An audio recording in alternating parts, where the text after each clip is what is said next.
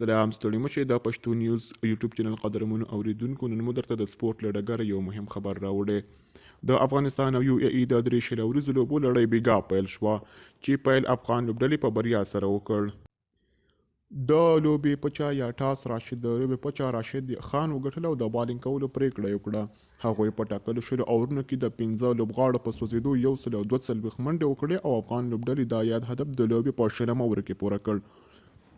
کریم جنت د افغانستان لپاره په توپوهنه کې زیاتې منډې وکړې او 50 یې ووهله